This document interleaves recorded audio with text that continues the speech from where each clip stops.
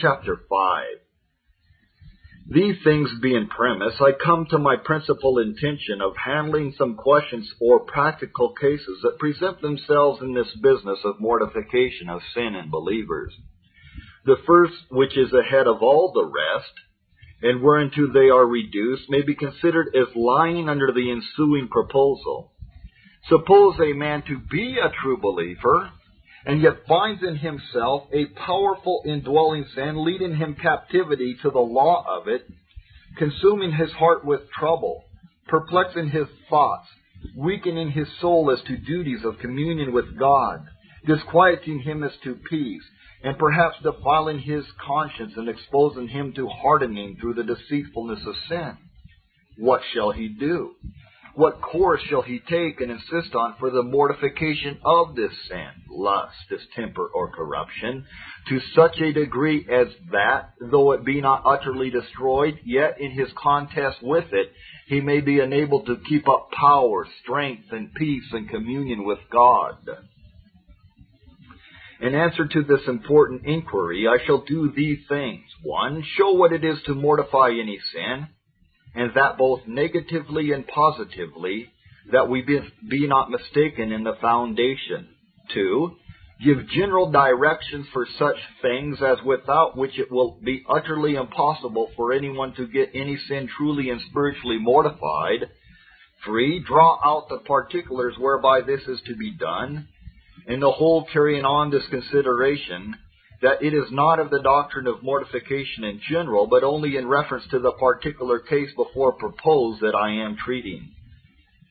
To mortify a sin is not utterly to kill, root it out, and destroy it, that it should have no more hold at all nor residence in our hearts. It is true this is that which is aimed at, but this is not in this life to be accomplished. There is no man that truly sets himself to mortify any sin, but he aims at, intends, desires its utter destruction, that it should leave neither root nor fruit in the heart or life. He would so kill it, that it should never move nor stir any more, cry or call, seduce or tempt to eternity. Its not being is the thing aimed at. Now, though doubtless there may, by the Spirit and grace of Christ, a wonderful success and imminence of victory against any sin be attained, so that a man may have almost constant triumph over it, yet an utter killing and destruction of it, that it should not be, is not in this life to be expected. This Paul assures us of, Philippians 3:12. Not as though I had already attained, either were already perfect. He was a choice saint, a pattern for believers, who in faith and love, and all the fruits of the Spirit, had not his fellow in the world, and on that account ascribed perfection to himself in comparison of others. Verse 15. Yet he had not attained. He was not perfect, but was following after. Still a vile body he had, and we have, that must be changed by the great power of Christ at last. Verse 21. This we would have, but God sees it best for us that we should be complete in nothing in ourselves, that in all things we must be complete in Christ, which is best for us. Colossians 2:10. Number 2, I think I need not say it is not dissimulation of a sin. When a man on some outward respects forsakes the practice of any sin, men perhaps may look on him as a changed man.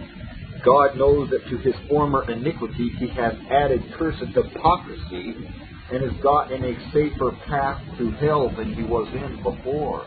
He hath got another heart than he had, that is more cunning, not a new heart that is more holy.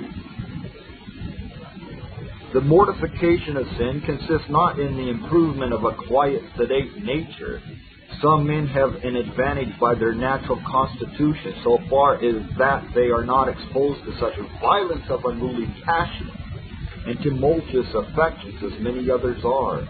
Let now these men cultivate and improve their natural frame and temper by discipline, consideration, and prudence, and they may seem to themselves and others very mortified men, when perhaps their hearts are a standing sink of all abomination.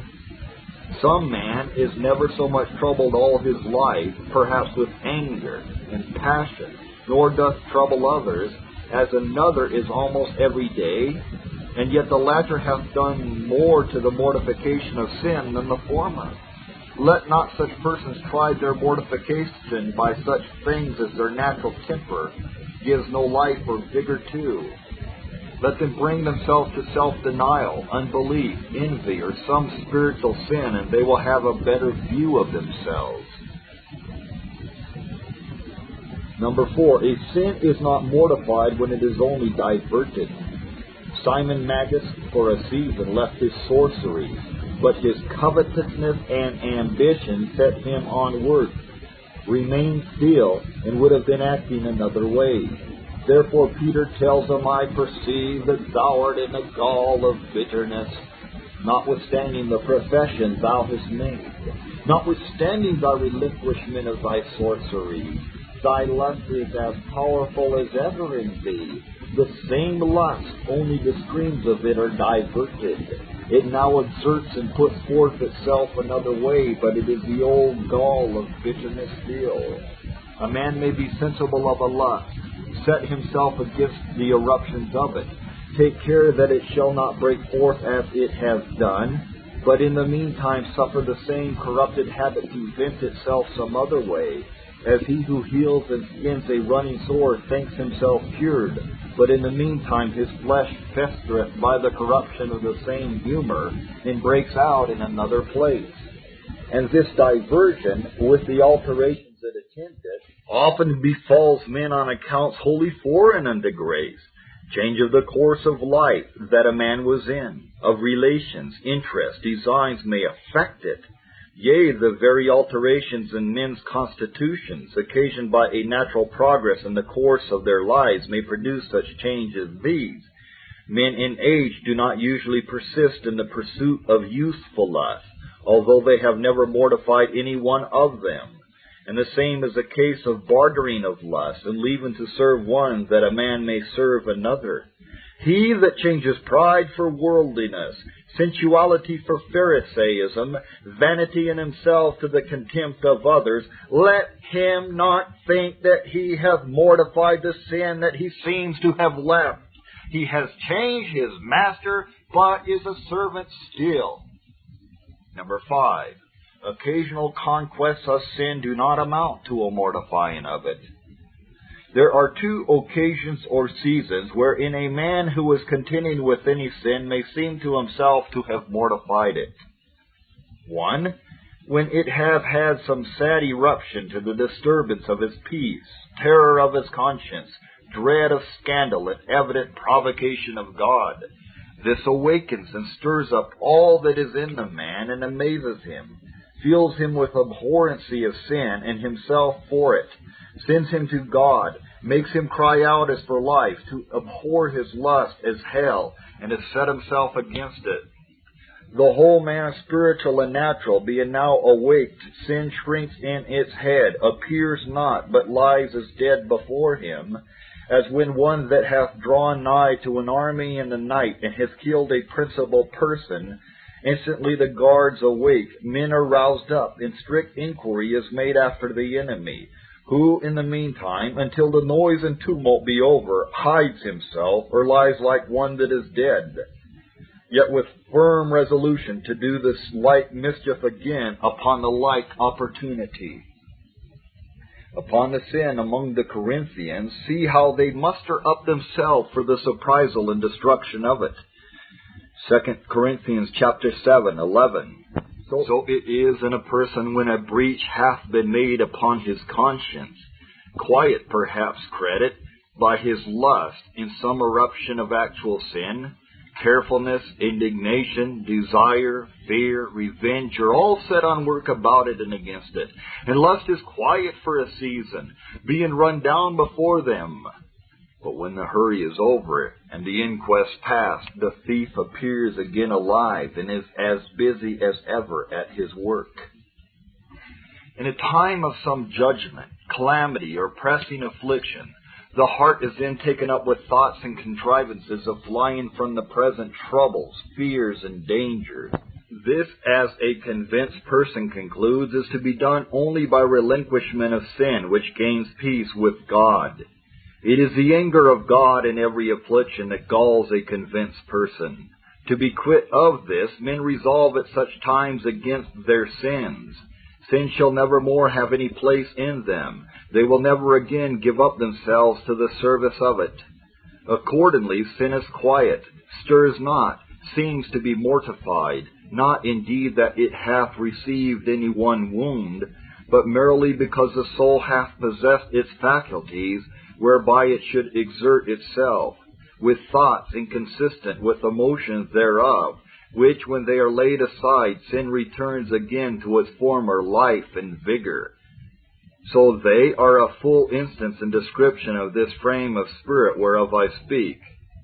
For all this they sin still, and believe not for his wondrous works. Therefore their days did he consume in vanity, and their years in trouble.